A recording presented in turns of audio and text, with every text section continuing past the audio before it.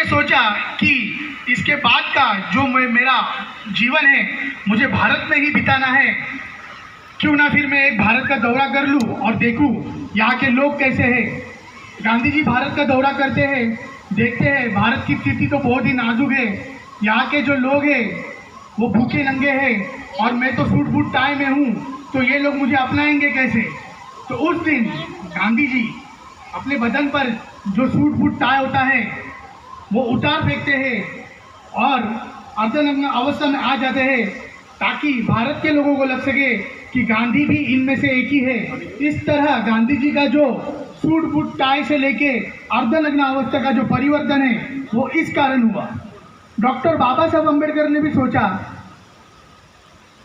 कि मुझे भी इसके आगे का जो जीवन है वो भारत में ही बिताना है, तो क्यों ना मैं भी एक भारत का दौरा कर लूं और देखूं भारत की स्थिति कैसी है।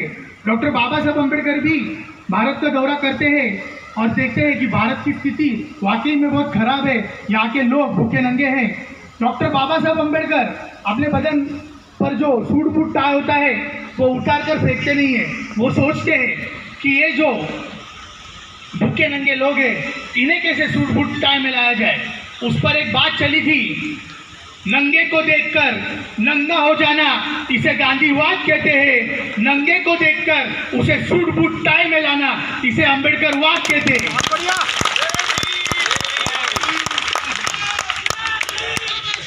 देखिए, मार्च 2020 में लॉकडाउन घोषित हुआ और कुछ ही दिनों में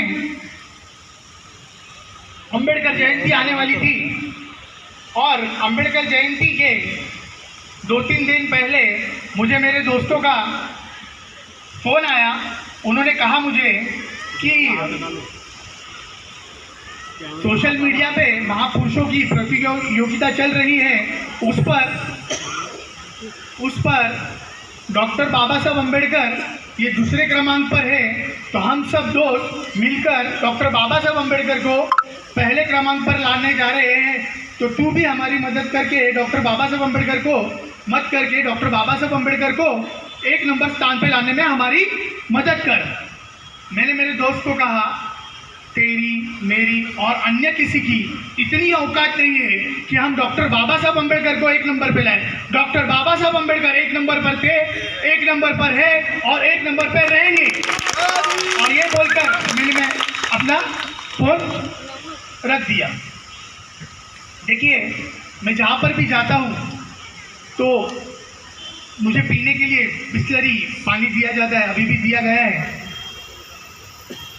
एक ज़माना था जब हमें पानी पिया नहीं दिया जाता था और उस ज़माने में डॉक्टर बाबा साहब अम्बेडकर ने महाड़ के 14 तले पे जो आंदोलन किया, उसी के कारण आज मुझे ये बिस्लरी का पानी मिलता है। ये सिर्फ डॉक्टर बाबा साहब अम्बेडकर की बदौलत है कि आज हमें आप लोगों को अच्छा पानी अच्छे तरह से मिलता है। नहीं तो एक ज़माना था कि हमें कुत्ते बिल्ली से भी गंदी वार्तालाप दी गई है कि हमें ये पानी फेंक कर दिया जाता था, तालाब से पानी पिया नहीं दिया जाता था। और आज ये बाबा साहब अम्बेडकर के उपकार है हम सब पे कि आज हमें बिस्लरी का पानी पीने मिल रहा है। देखिए, यहाँ पे औरतों की तादाद भी बहुत ज़्यादा संख्या में है, तो मैं ये आपका ज़्यादा समय न लेते हुए ये जो वाक्य है बोल के मेरे वाणी को विराम दूंगा।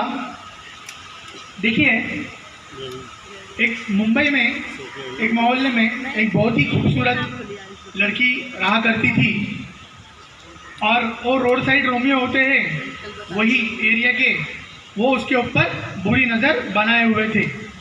और बम्बई में एक दिन दंगे भड़कते हैं और वो जो रोड साइड रोमियो होते हैं वो लड़के वो लड़की के साथ कुछ गलत करना चाहते हैं, तो दंगों का फ़ायदा उठाकर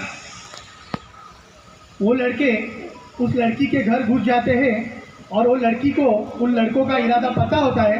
वो लड़की उन लड़कों को धक्का देकर घर से बाहर निकलती है और रास्ते पे भागते हुए चली जा रही है और भागते भागते एक गली में से उसको एक उजाला दिखता है, तो वो उस उजाले के पीछे से चली जाती है और जी वो उजाला एक खिड़की से आता होता है वो खिड़की की तरफ बढ़ती है और बाजू में ही दरवाज़ा होता है, वो दरवाज़ा खटखटाती है।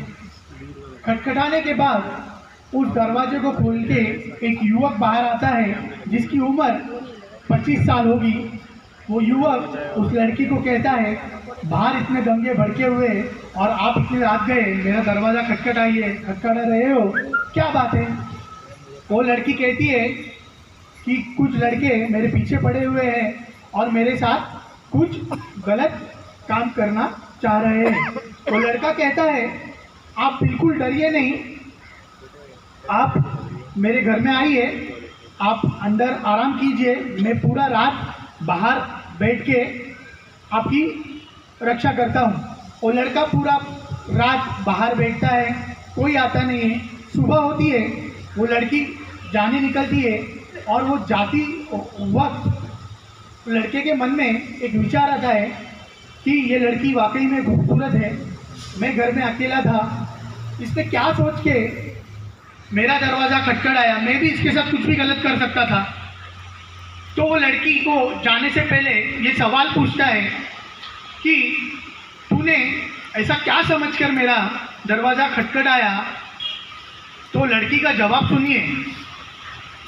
वो लड़की कहती है, मुंबई में दंगे भड़के हुए थे, मैं पागलों की तरह रास्ते पे भागी जा रही थी और भागते भागते मुझे इस गली में रोशनी दिखाई दी, मैं उस रोशनी की तरफ बढ़ी और वो रोशनी आपके खिड़की में से आ रही थी। मैंने आपका दरवाज़ा खटखटाने से पहले खिड़की के भीतर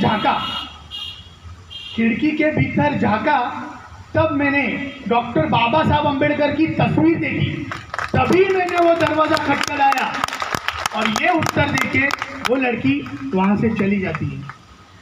और वो लड़की जाते समय कहती है कि जिस घर में डॉक्टर बाबा साहब अम्बेडकर की प्रतिमा है, जिस घर में संविधान निर्माता की प्रतिमा है, उस घर में कदापि किसी महिला की इज्जत को खतरा हो नहीं सकता।